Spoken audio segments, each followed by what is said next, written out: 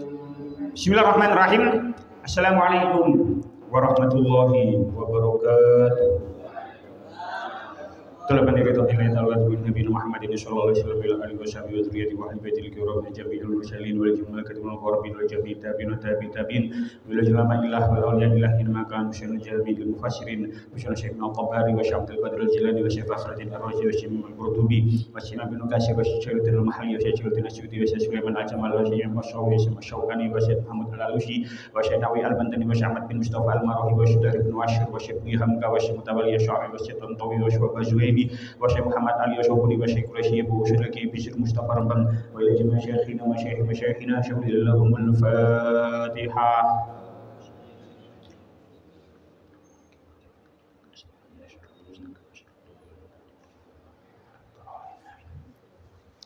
Bismillahirrahmanirrahim.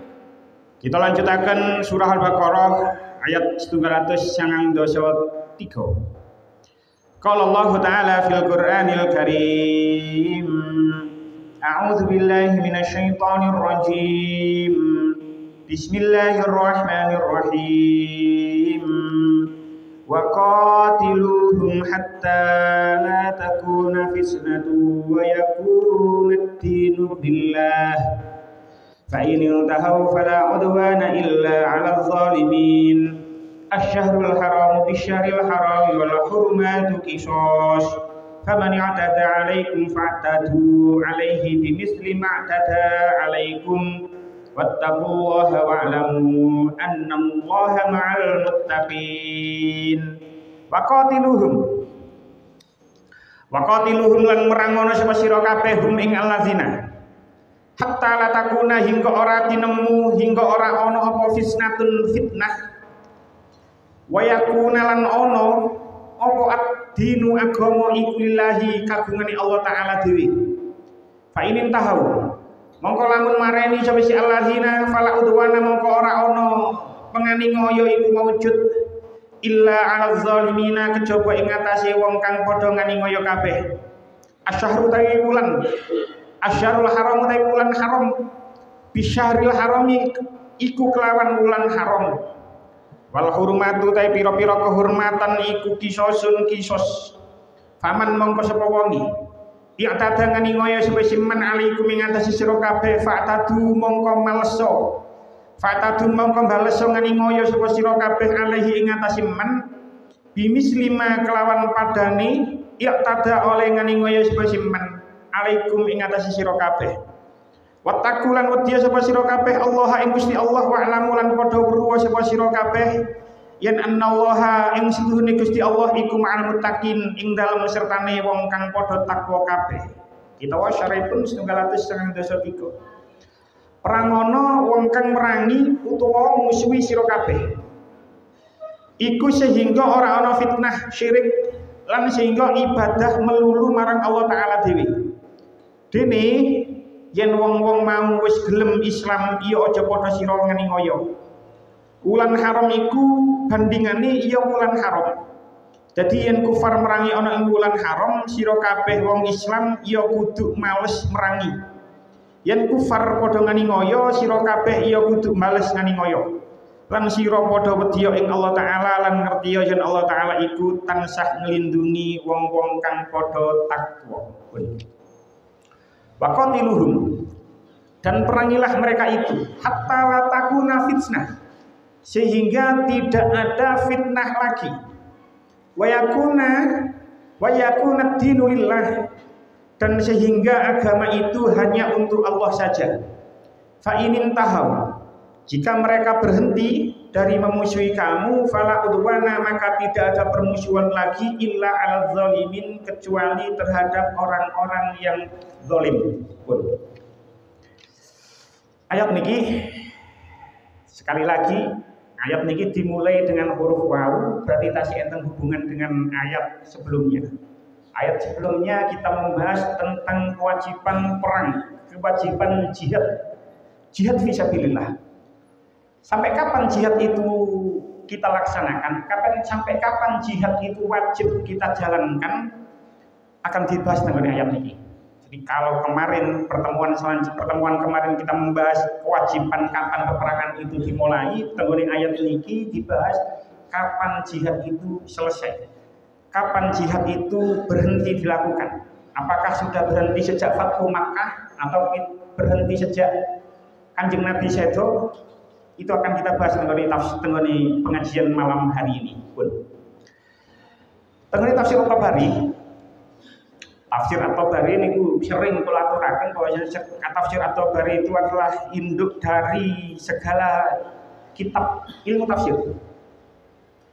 Tafsir At-Tabari itu tafsir yang paling tua, yang paling sepuh, yang paling tua, yang membahas tentang seluruh ayat Quran secara keseluruhan. Sebelum Imam Tabari enten tapi mboten semuanya. Baru Imam At-Tabari itulah yang mengarang ilmu tafsir, membahas ayat Al-Quran secara keseluruhan, lengkap.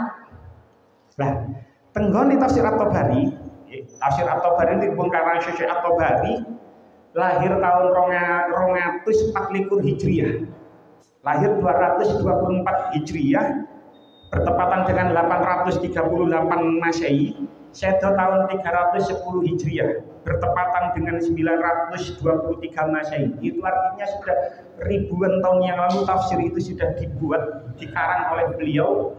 Sampai sekarang tafsir itu masih dikaji dan menjadi rujukan orang-orang yang belajar ilmu tafsir. Usianya 86 tahun, 86 tahun. Imam At-Tabari, beliau itu saking cintanya dengan ilmu, beliau itu termasuk salah satu ulama sing boten rabi sampai akhir hayatnya. Di enten ulama-ulama besar. Ulama-ulama besar ini sing boten rabi sampai akhir hayatnya ini enten. Jadi yo ada yang memilih jalan seperti itu. Sebab dalam pemahaman ijtihad beliau, orang-orang yang ulama-ulama sing boten rabi sampai akhir hayatnya niku lek rabi terus lek duwe anak, itu dia akan tidak produktif lagi. Yo coro ngajar, yo coro ngarang kurang. Sehingga akhirnya banyak kita sebutlah orang-orang yang terkenal, ulama-ulama yang terkenal. Termasuk Imam Nawawi. Niku bukan Imam Nawawi Al-Bantani, Imam Nawawi sing sebelumnya, jauh sebelumnya. Niku mboten nikah sampai akhir hayatnya. Imam Jalaluddin Asyuti niku diceritakan nggih mboten menikah sampai akhir hayatnya. Imam At-Tabari niki mengajar terus, muruk terus, ngarang terus. Jadi sampai tafsirnya bu tebel. Ada 10 jilid tafsir At-Tabari ini sangat tebal karangannya, padahal ribuan tahun yang lalu.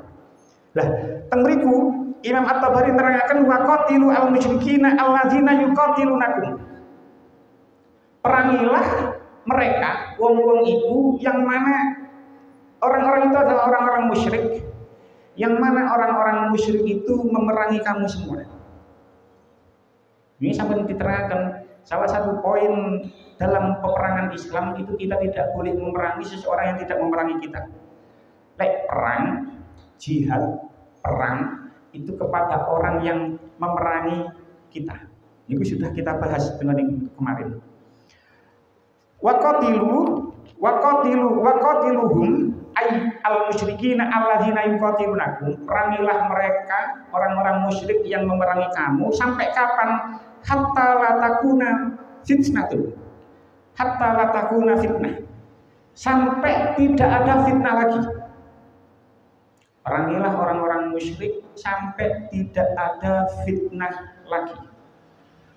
Kita kemarin sampai membahas bahwasanya fitnah di dalam bahasa Arab itu tidak sama dengan fitnah di dalam bahasa Indonesia. Kemarin sampai terang di dalam kamus besar bahasa Indonesia, fitnah dalam bahasa Indonesia itu adalah ucapan bohong atau untuk mendiskreditkan seseorang, menuduh jelek seseorang. Tapi fitnah dengan bahasa Arab itu tidak sama dengan fitnah di dalam bahasa Indonesia.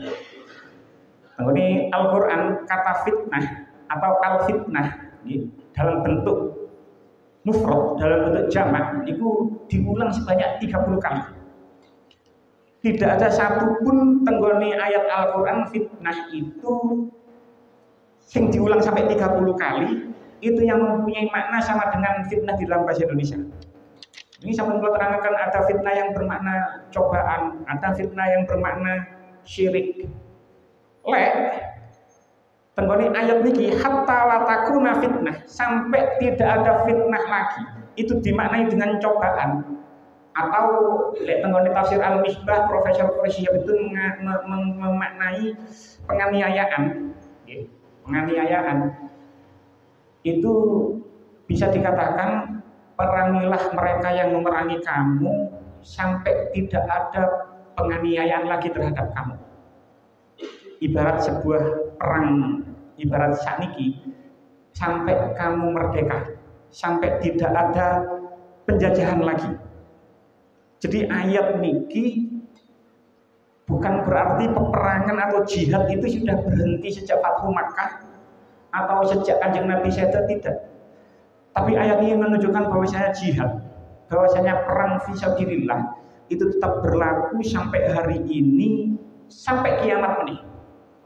Selama ada orang-orang yang memerangi umat Islam dan yang memerangi itu orang-orang musyrik, maka kita harus membalas mereka, harus memerangi balik mereka.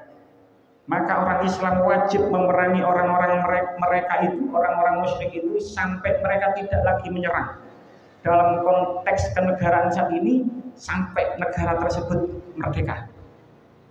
Makanya ini sampun kula ceritakan betapa umat Islam ketika perang kemerdekaan 1945 itu santri dan kiai itu berada di garis terdepan.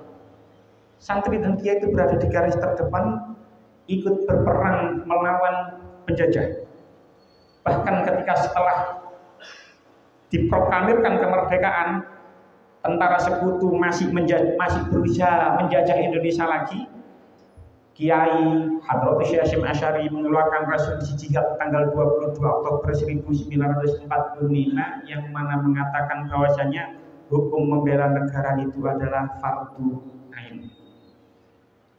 Sing kudu dieling ketika perang kemerdekaan, yang berada di garis terdepan, yang ada di berada garis depan itu adalah para santri dan para kiai. Bedo dengan kelompok imigran Yaman, dengan saya cek siapa mufti yang diangkat oleh Belanda menjadi mufti Batavia, seorang imigran Yaman yang malah mengeluarkan fatwa tidak boleh menentang penjajah. Maka ini mulai saat ini orang mengklaim iki Indonesia merdeka gara-gara kelompok mereka, itu salah besar. Itu hanya klaim mereka. Bisa dicek di Google, bisa dicek di internet. Mufti Batavia, seorang imigran Yaman, itu mengeluarkan fatwa tidak boleh menyerang penjajah. Maka nilai saat ini kelompok yang ngaku-ngaku Indonesia merdeka karena jasa mereka, itu salah besar. Sejarah mencatat yang berada di garis terdepan itu adalah santri dan para kiai lewat resolusi jihad. Jadi ayat niki, ketika konteks ayat ini turun, itu jelas sing diperangi wong Islam, sing merangi wong kafir, jelas. Lambat laun, berjalannya waktu, akhirnya kadang-kadang perang itu sekarang sudah tidak jelas. Kadang-kadang perang itu terjadi antar sesama Islam sendiri. Lek biyen itu jelas, wong Islam sing diserang, wong Islam balas nyerang mereka dengan mengucapkan takbir. Jadi kan kalau kita belajar sejarah, perang antara Irak karo Iran, iki pada Islami. Irak dan Iran tahun 90 sekian, jadi kan pasti menangi perang itu pada Islami. Sampai sekarang perang yang melibatkan antar negara, podo-podo warganya itu masih ada. Nang Suriah itu masih perang antar sesama warga negaranya sendiri. Nang Yaman itu masih terjadi peperangan antara Yaman Utara karo Yaman Selatan. Nang Sudan itu sampai sekarang juga masih ada peperangan. Dan mayoritas warga Sudan, warga Yaman, warga Suriah ini mayoritas penduduknya Islam. Lek biyen jelas sing perang sopo, sing diperangi sopo, sing nyerang sopo, manusia kita yang diserang itu memekikkan takbir. Tapi saat niki ada di beberapa daerah tertentu, di negara tertentu niku sing perang podo Islami. Bahkan ketika demonstrasi nggih nang Indonesia ngoten mawon. Kelompok antara demonstran karo polisi niku sing podo nyerangi, podo mengucapkan takbir. Niku kan yo repot.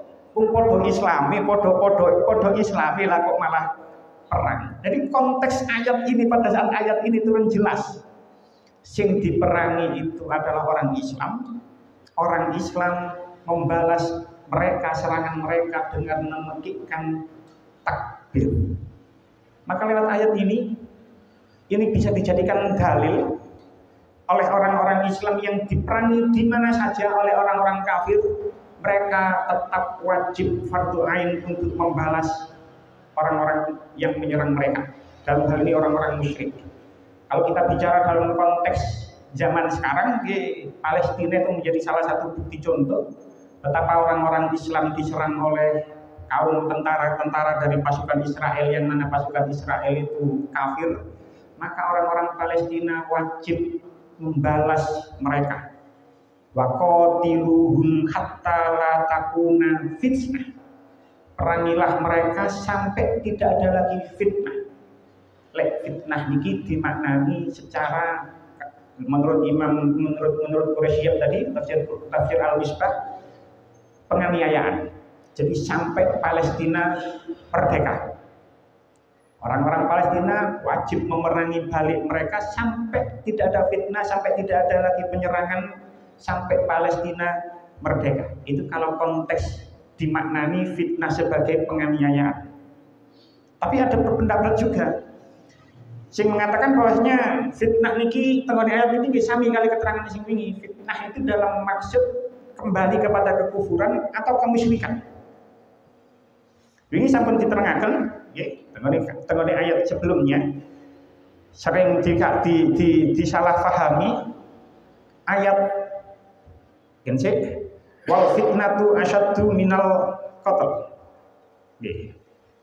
Tanggane wingi wal fitnatu asyaddu minal qatl itu menurut mayoritas jumhur ulama tafsir, jumhur mufassirin, sing dimaksud fitnah nang ayat itu adalah syirik, adalah kembali kepada kekufuran.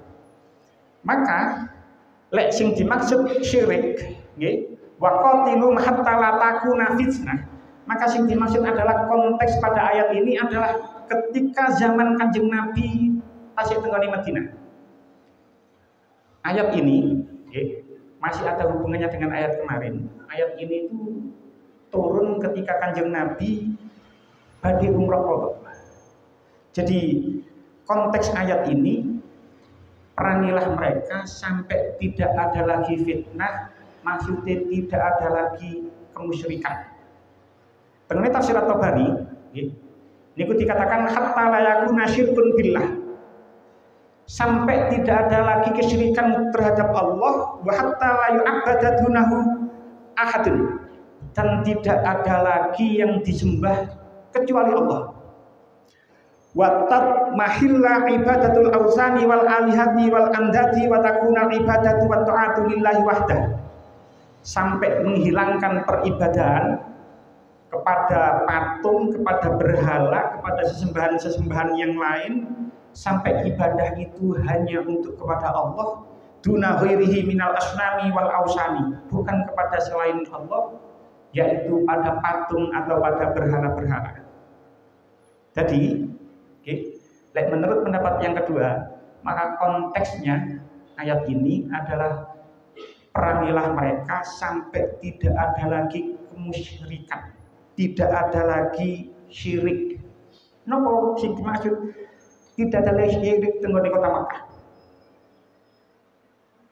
Sering kula aturaken biyen ketika teng Jesi Tunggal Makkah, itu dikelilingi banyak berhala. Bahkan di sekitar Ka'bah itu ada 360 berhala. Ketika ayat ini turun, kucing kudu diiling, ayat ini turun ketika bulan Dzulqa'dah tahun 7 Hijriah. ada hubungannya dengan ayat kemarin. Ayat kemarin kan menjelaskan tentang bahasanya perjanjian Hudaybiyah itu dilakukan pada bulan Dzulqa'dah tahun 6 Hijriah. Terus Kanjeng Nabi salah satu poin perjanjiannya dikeken bangsul maneh nang Madinah, terus balik maneh tahun depan. Artinya bulan Dzulqa'dah tahun 7 Hijriah. Itu Kanjeng Nabi melakukan umroh qadha. Ketika tahun 6 Hijriah, itu Kanjeng Nabi umroh, badhe berangkat umroh dengan 1.500 orang. Ada yang mengatakan 1.400.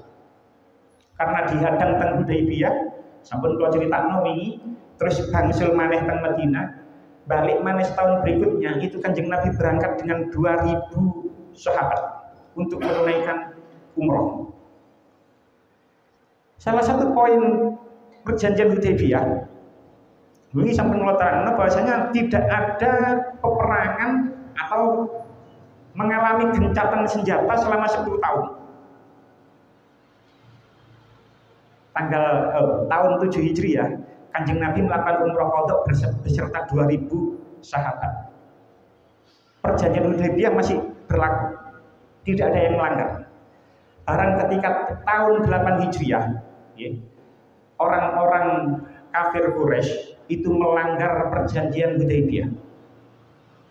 Bentuk pelanggarannya pada saat itu bani-bani atau suku-suku itu melakukan sekutu dengan sing bersekutu dengan kelompok musyrik, ada yang bersekutu dengan kelompok muslim. Bani Bakar, sebuah kumpulan, sebuah suku jenenge Bani Bakar. Niku nyerang Bani Khuza'ah. Bani Khuza'ah niki bersekutu dengan kaum Islam. Bani Bakar ini bersekutu dengan kaum kafir Quraisy. Nah, kaum kafir Quraisy niku mengewangi, membantu persenjataan Bani Bakar, bahkan membantu secara tentara, secara personal memerangi Bani Khuza'ah. Karena orang-orang kafir Quraisy ini melanggar perjanjian Hudaybiyah, akhirnya Kanjeng Nabi ketika tahun 8 Hijriah, bulan Ramadan, itu melakukan Fathu Makkah, penaklukan kota Makkah beserta 10.000 sahabat. Dengan bayang tahun 7 Hijriah bulan Dzulqa'dah niku Makkah masih penuh dengan kesyirikan. Makkah masih penuh dengan berhala. Jarak antara Dzulqa'dah tahun 7 Hijriah nanggone Ramadan tahun 8 Hijriah niku hanya 10 bulan.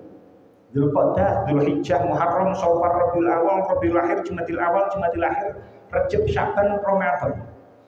10 bulan setelah Kanjeng Nabi melakukan umroh qadha, Kanjeng Nabi melakukan Fathu Makkah beserta 10.000 sahabat. Kanjeng Nabi masuk kota Mekah dengan damai. Terus Kanjeng Nabi beserta para sahabat menghancurkan semua berhala yang ada di kota Mekah, yang ada di sekitar Ka'bah yang berjumlah lebih dari 360. Ketika Kanjeng Nabi membongkar atau menghancurkan berhala-berhala itu, Kanjeng Nabi kali maos surah Al-Isra ayat 81 wa qul ja'al haqqu wa zahaqal batil innal batila kana zahuqa. Setelah ayat itu turun, setahun setelah ayat ini turun, berhala-berhala di kota Mekah sudah hancur semuanya. Tidak ada lagi fitnah. Maksudnya ini tidak ada lagi kesyirikan di kota Mekah. Karena setahun setelah ayat ini turun, bahkan tidak sampai setahun, semua berhala-berhala di sekitar kota Mekah dihancurkan oleh Kanjeng Nabi beserta pasukannya. Ketika Kanjeng Nabi melakukan prosesi Fathu Makkah, penaklukan kota Mekah, Kanjeng Nabi membuat sebuah pidato yang cukup fenomenal. Kanjeng Nabi niku matur, "Man aghlaqa babahu fahuwa aminun." Sapa wong sing nutup lawang omahe, maka dia akan aman. Wa man dakhala al-masjida fahuwa aminun. Sapa sing mlebu masjid, maka dia aman. Wa man dakhala daru Abi Sufyan fahuwa aminun. Sapa wong sing mlebu omahe Abu Sufyan, maka dia aman. Proses penaklukan kota Mekah, Kanjeng Nabi beto orang 10.000 itu tanpa pertumpahan darah sama sekali. Itu menurut pendapat yang kuat. Tanpa pertumpahan darah sama sekali, Fathu Makkah, Makkah berhasil ditaklukkan, berhala-berhala di sekitar Ka'bah semuanya dihancurkan. Bahkan setahun setelah proses Fathu Makkah, setahun setelah proses Fathu Makkah, itu turun surah At-Taubah ayat 28. Pemberiku Gusti Allah dawuh, ya ayyuhalladzina amanu innamal musyrikuna najasun. Wahai orang-orang yang beriman, sesungguhnya orang-orang musyrik itu najis. Fala yaqrabu al-masjidal harama ba'da amin hadza. Maka janganlah mereka mendekati Masjidil Haram itu setelah tahun ini. Setahun setelah proses Fathu Makkah, turun surah At-Taubah ayat 28 yang menyatakan bahwasanya orang-orang musyrik dilarang lagi masuk Masjidil Haram. Akhirnya orang-orang musyrik sejak saat itu sudah tidak ada lagi di tanah haram. Diusir semuanya dari tanah haram. Sampai saat ini orang kafir, orang non muslim boten angsal masuk kota Mekah. Boten angsal masuk kota Mekah, bahkan masuk kota Mekahnya saja tidak boleh. Jadi jenengan mungkin nanti mereka itu akan ada perbatasan jalan, yang mana setiap kali orang masuk nang kono kudu nduduno paspore agamane apa. Tidak bisa orang kafir sampai saat ini masuk Mekah boten saged. Ojo maneh nang Masjidil Haram, nang masuk Mekah saja sampai saat ini Kerajaan Saudi Arabia mengeluarkan kebijakan tidak boleh masuk kota Mekah, termasuk Madinah. Di Madinah mungkin ada beberapa tempat yang masih boleh, tapi nang Masjid Nabawi boten angsal. Makane tempat yang paling mulia nang dunia niki ya Mekah karo Madinah tok. Liyane loro niki mboten enten. Maka lek ono kelompok sebagian sing mengunggulkan kota tempat di mana leluhurnya dulu ada nang daerah kono, itu salah. Kan ada kelompok yang mengunggulkan lek cerita daerah dhewe ae. Lek ro daerah dhewe apa koyo ngono ya mestine kan balik nang daerah biyen. Tapi cik pancet nang kene. Sing paling mulia, tempat mulia yang paling mulia niku namun Mekah karo Madinah. Tidak ada lagi dua tempat selain itu sing mulia. Bahkan diceritakan menit akhir zaman, hadisnya sahih. Dajjal itu akan masuk ke semua jalan-jalan kecuali nanggone Mekah karo Madinah. Kita tidak tahu bagaimana bentuk Dajjal menipu ya Wallahu a'lam. Tapi hadisnya sahih. Wonten teng Sahih Bukhari juz 1 hadis nomor 1881, enten teng Sahih Muslim juz kali hadis nomor 2943. Hadisnya sahih. Temen Kanjeng Nabi dawuh, laisa min baladin illa sayata'uhu ad-dajjalu illa Makkah wal Madinah. Tidak ada satu negeri pun melainkan akan diinjak oleh Dajjal kecuali Mekah dan Madinah. Jadi meneh Dajjal ya nang kene barang meneh kuwi nang ndi kecuali Mekah karo Madinah. Walaisa nakbun min anqadiha illa alaihi al malaikatu shafina yahfazunaha. Tidak ada satupun jalan masuk ke dalamnya, maksudnya ke dalamnya itu ya Mekah Madinah, kecuali dijaga malaikat yang berbaris menjaganya. Jadi saking mulyane Mekah karo Madinah, Dajjal itu tidak akan bisa masuk nang gone Mekah karo Madinah. Semua jalan nang gone muka bumi ini akan dimasuki oleh Dajjal, akan dilewati oleh Dajjal, akan diinjak oleh Dajjal kecuali Mekah karo Madinah. Maka ini kalau biyen nanti kula aturaken bahwasanya Mekah dan Madinah pasti akan dijaga oleh Allah. Maka ini ada benarnya juga jenengan lek gelem angen-angen, kita lek gelem angen-angen Mekah dan Madinah saat ini dijaga bukan oleh kelompok kita. Niku ki ada benarnya juga. Dan iki oleh wong kula kali panjenengan sing jaga wong sing jaga Mekah karo Madinah. Isuk-isuk nang Masjidil Haram nang Masjid Nabawi kok terbangan naik malam Jumat. Terbangan naik. Isuk-isuk kaya ngoten. Makanya ada benarnya juga bukan kita yang diberi kepercayaan untuk menjaga Mekah karo Madinah. Dan iyo kalau kita wis terbangan, wis kota amal nang dindi, wis pasti seperti itu. Wis pasti seperti itu. Wis ciri khas kita wis koyo ngoten niku. Wis ciri khas kita. Mekah Madinah pasti dijaga oleh Allah besok, bahkan sampai hari kiamat, menjelang hari kiamat, orang-orang itu yang berada di Mekah Madinah itu selamat dari Dajjal. Kita lanjutkan. Wa yakuna dinu lillah, dan sehingga agama itu hanya untuk Allah saja. Di dalam tafsir At-Tabari dikatakan fahuwa ibadatu wa ta'atu lillahi fi amrihi wa nahyihi. Ibadah yang dimaksud ad-din temriki adalah ibadah dan taat kepada Allah, baik dalam perintahnya atau dalam larangannya. Ibadah dan taat itu mudah kita lakukan jika tidak ada fitnah di dalamnya. Lek fitnah itu dimaknani penganiayaan, dalam hal ini perang, tentu ibadah itu lebih mudah kalau negara kita itu aman. Kalau seandainya kita dalam keadaan negara kita berperang, tentu kita ngaji yo angel, jamaah di angel, sebab pasti kita takut akan serangan musuh. Dengan tidak adanya penganiayaan, dengan adanya kita negara merdeka, kita aman melaksanakan segala jenis ibadah. Maka merdeka itu adalah salah satu nikmat yang sangat besar, yang jarang kita syukuri.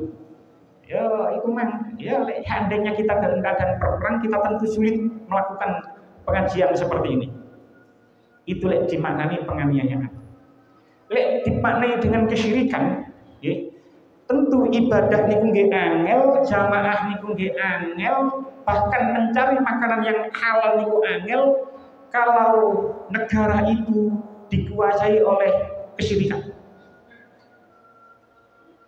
Kalau kalian panjenengan urip nang Indonesia, gampang golek makanan halal.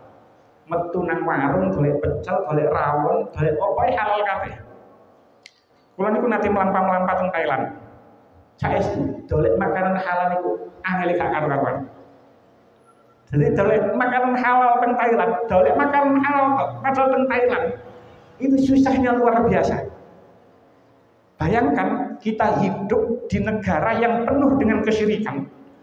Negara yang mayoritasnya itu syirik, kita menjalankan ibadah itu susah. Di negara-negara barat, azan mawon itu tidak boleh dikumandangkan dengan pengeras suara. Kalau kalian panjenengan nang kene krungu azan sedina ping 5. Nanggone negara-negara barat yang mayoritas warganya itu musyrik, syirik, dikuasai oleh kesyirikan, dikuasai oleh orang-orang kafir, itu kita menjalankan ibadah niku susah. Bahkan tenggone Cina, kita tahu Cina itu adalah negara komunis, tapi Cina itu begitu luasnya, penduduknya lebih dari 1 miliar. Itu di Cina itu ada sebuah suku, yang mana suku itu mayoritas Islam. Ana suku apa? Uighur. Suku Uighur itu mayoritas Islam. Karena pemimpinnya, karena penguasanya itu adalah syirik, penguasanya itu komunis, maka suku Uighur itu pernah suatu ketika gak oleh budal haji. Ya dengan bayangkan ada sebuah kelompok Islam cukup besar, tapi karena dia berada di kelompok di sebuah negara yang mana negara itu komunis, suku itu tidak boleh berangkat haji. Pada saat itu ceritanya berdasarkan cerita yang saya peroleh, ketika itu yang menjadi Presiden Republik Indonesia Gus Dur. Akhirnya Gus Dur melakukan diplomasi. Gus Dur hari Imlek dijadikan sebagai hari besar. Lewat pemerintahan Gus Dur juga, ketika Presiden Gus Dur juga, Konghucu itu diterima sebagai salah satu agama yang diakui oleh pemerintah Republik Indonesia. Akhirnya Cina memperbolehkan suku Uighur bepergian haji. Jadi itu diplomasinya ya dikatakan seperti itu. Itu diplomasi tingkat tinggi. Awalnya suku Uighur itu nggak boleh berangkat haji. Indonesia melakukan diplomasi ketika presidennya Gus Dur. Imlek didadekno hari besar. Agama Konghucu dijadikan agama yang diakui. sehingga akhirnya pemerintah Cina membolehkan warga dari suku Uyghur melakukan ibadah haji. Jangan bayangno, andaikan kita hidup di negara yang penuh dengan kesyirikan, tentu kita tidak akan bisa menjalankan ibadah dengan setenang kita berada di lingkungan yang muslim. Jangan gak tahu nang luar negeri sih, tahu kan gue wis enak dhewe nang Indonesia. Anda nanggone luar negeri sing mayoritas bukan Islam, itu akan kesusahan. Bahkan untuk mencari makan yang halal saja susah. Mencari makan yang halal saja susah. Pun kita lanjutkan. Fa in tahu fala udwana illa 'alaz zalimin. Maka tidak ada permusuhan lagi kecuali terhadap orang-orang yang zalim. Dan tafsir Al-Qurtubi dipenceritakan ulama berbeda pendapat tentang siapa yang dimaksud zalim dalam ayat ini. Dalam tafsir Al-Qurtubi dikatakan wa zalimuna hum ala ahadit ta'wilaini. Orang-orang zalim yang dimaksud dalam ayat ini ada dua takwil. Takwil yang pertama mambada biqitalin. Orang-orang yang zalim dimaksud ayat ini, pendapat yang pertama orang yang memulai peperangan. Itu adalah orang yang zalim. Pendapat yang kedua mengatakan wa al-ta'wil akhar man baqi ala kufrin wa fitnatin. Orang yang tetap dalam kekufurannya, dalam kemusyrikannya. Itu adalah orang-orang yang zalim. Pun kita lanjutkan. Asyharul haram bi syahril haram. Bulan haram dengan bulan haram. Wal hurmatu qisas. Berlaku ya, dan pada sesuatu yang patut dihormati berlaku hukum kisos. Famani tada alaikum. Oleh sebab itu barang siapa yang menyerang kamu, fa'tadu alaihi bimisli ma tada alaikum. Maka seranglah dia seimbang dengan serangannya terhadapmu. Wattaqullah, dan bertakwalah kepada Allah. Wa'lamu annallaha ma'al muttaqin, dan ketahuilah bahwa Allah beserta orang-orang yang bertakwa. Asbabun nuzul ayat niki nggih dipunceritaken tengene kitab Bubabun Nukul karang Syekh Jaluddin Asyuti. Ceritanya hampir sama dengan Asbabun nuzul ayat 190 kemarin karena temanya masih sama tentang perjanjian setahun umroh qadha, perjanjian Hudaybiyah nggih. Kemudian dikatakan wa akhraja Ibnu Jarir an Qatadah qol aqbala Nabiyullah sallallahu alaihi wasallam wa ashabul mu'tamirina fi Dzulqa'dah wa ma'um al-hajim. Kanjeng Nabi nggih, Kanjeng Nabi niku badhe tindak umroh beserta para sahabat bulan Dzulqa'dah. Terus Kanjeng Nabi itu sudah membawa hewan untuk kurban. Hatta izakan bil Hudaybiyah suqtahum al musyrikuna. Kemudian pas teko Hudaybiyah, Kanjeng Nabi dicegat karo orang-orang musyrik. Wa salahum an-nabiyyu sallallahu alaihi wasallam ayyarji'a min amhi zalika. Kemudian Kanjeng Nabi melakukan perjanjian dengan orang-orang musyrik. Kanjeng Nabi kembali lagi ke Madinah pada tahun itu. Sumayarji aminal ami al-mukbiri. Kemudian meneh setahun kemudian balik maneh. Falam makana al-amu al-mukbilu akbala washabu hatta takhalu makkata mu'tamirina fi Dzulqa'dah. Kemudian setahun kemudian Kanjeng Nabi beserta sahabat masuk maneh nang kota Mekah melakukan umroh pada bulan Dzulqa'dah. Fa'aqama fiha salayalin. Kemudian Kanjeng Nabi berada di Mekah selama 3 malam. Wa kana al-musyrikuna qad fakharu alaihi naradduhu. Ketika itu orang-orang musyrik merasa bangga, merasa bahagia, merasa senang hati karena bisa mengembalikan Kanjeng Nabi beserta para sahabatin balik maneh nang Madinah. Fa'aqasahu Allahu minhum fa'adkhalahu Makkah fi dzalika syahri allazi kanu radduhu fihi.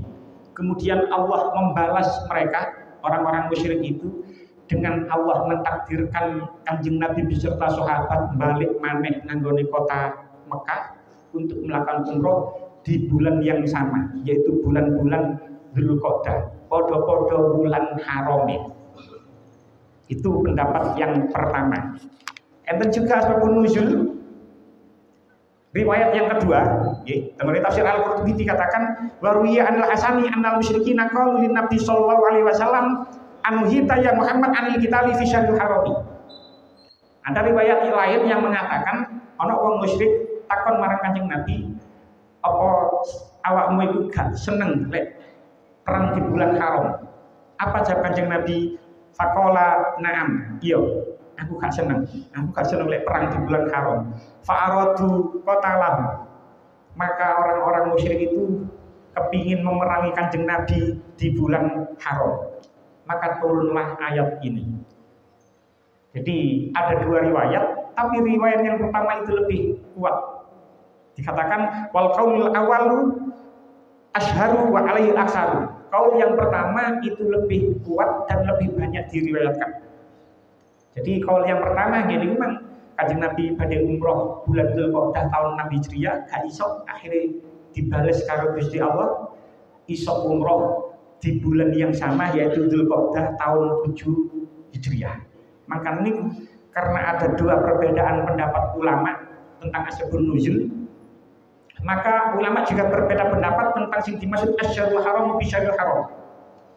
Pendapat yang pertama mengatakan bulan haram dengan bulan haram. Maksudnya apa? Biyen tahun 6 Kanjeng Nabi kali sahabat badhe tindak umroh gak sido, terus Kanjeng Nabi beserta para sahabat umroh maneh ya di bulan yang sama di tahun berikutnya. Jadi asyarul haramu bi syaril harami. Bulan Dzulqa'dah kami umroh gak sido, terus umroh mana ya bulan Dzulqa'dah mana tahun berikutnya. Asyarul haram bisyarul haram. Ada juga yang mengatakan lek pancen musuh Islam itu memerangi di bulan haram, ya orang Islam dibenarkan memerangi mereka di bulan haram itu juga. Nah, lanjutannya ayat wal hurmatu qisas. Hurmat niku jamak hurmat. Hurmah kaya zulmatun jamaknya zulmatun, hurmatun. Hurmat jamak karena jamak itu adalah berarti hurmat itu sesuatu yang dihormati. Hurmat ya beberapa hal yang dihormati. Wal hurmatu qisas, dan beberapa hal yang dihormati itu berlaku hukum qisas. Maksudnya apa? Apa yang dihormati? Bisa tanah haram.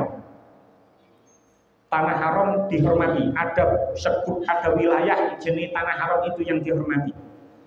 Enten bulan haram, ya bulan Dzulqa'dah itu tadi dihormati. Bisa juga pakaian ihram itu dihormati. Lah, orang-orang kafir Quraisy itu menyerang kamu di bulan haram, kamu juga boleh menyerang mereka di bulan haram itu juga. Oleh orang-orang kafir Quraisy itu menyerang di tanah haram, kamu juga boleh menyerang balik mereka meskipun di tanah haram. Oleh orang-orang kafir Quraisy itu menyerang kamu ketika kamu mengenakan pakaian ihram, misalnya, kamu juga boleh menyerang balik mereka meskipun kamu menggunakan pakaian ihram. Maksudnya seperti itu berlaku hukum qisas. Qisas itu pembalasan yang setimpal. Kita sampun bahas tentang masalah qisas, ya. Ya lek mateni dibalas dipateni. Itu adalah hukum yang bisa ditegakkan seperti itu. Lek ana wong mateni ya dibalas dipateni. Qisas itu adalah balasan yang setimpal. Wong-wong kafir nyerang di bulan haram, kita ya balik menyerang mereka di bulan haram dan seterusnya.